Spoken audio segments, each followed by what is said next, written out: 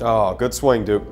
So now it's time for us to actually go back through and do our recap. So we spent the last few months working on several big key swing changes, and we know that there really are two that we need to work forward with and really concentrate on. One being our shoulder turn, making a complete backswing like you did here, getting the back facing the target. That way, we're able to drop the club inside out.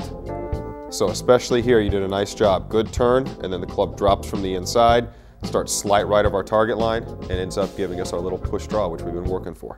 Duke has done very well in accordance with our expectations and our goals.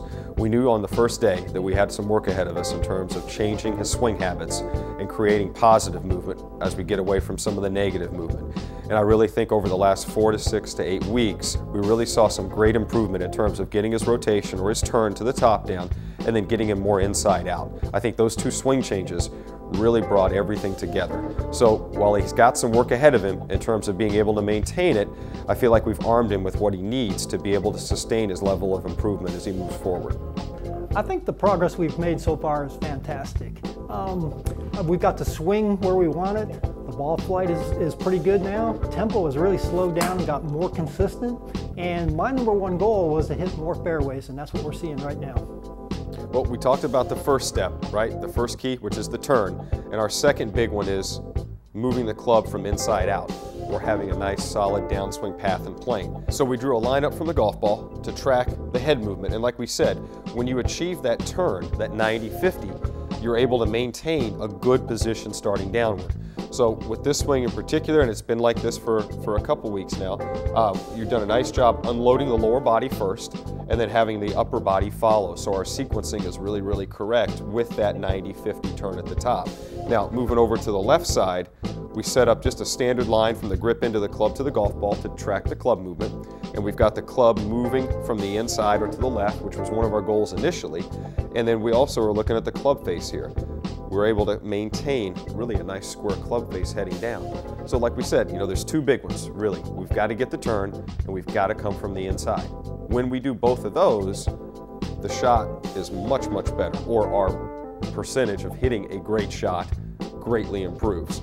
I think anytime you work with a student or a client, the biggest challenge is making multiple fixes and then having the fixes that we worked on previously stick.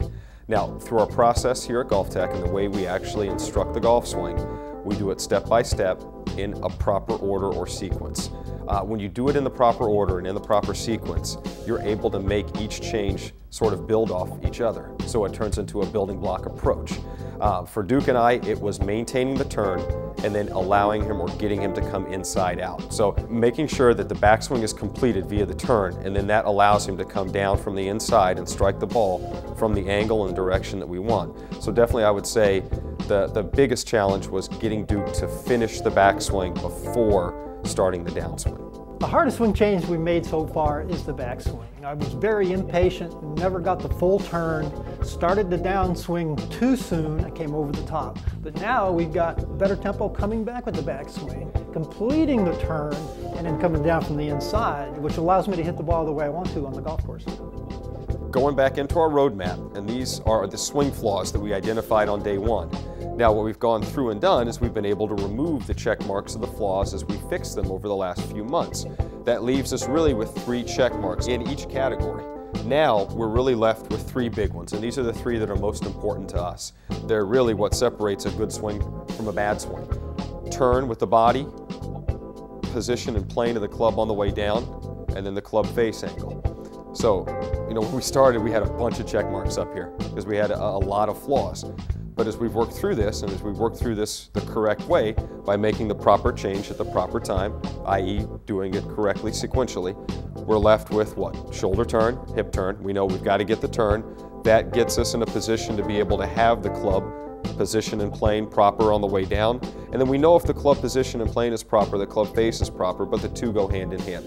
So it's nice to see, right? We started with a lot of checks, and really now we're down to just 3 total. Our next step is to go back outside. We're going to take some video while we're on the course and make sure that we really focus in on the turn and the inside out. Now, we're going to make sure that we monitor the rest of the golf swing because we are going to take some video out there like we did before, but we're going to really make sure that those 2 things are happening because we know those swing changes that we made, getting the turn and going from inside out or going to inside out, make the difference between shooting a good score and shooting a bad one. We're going to go out and play a round of golf, and then I'm going to review all my web lessons, review my drills, and stick to my practice plan.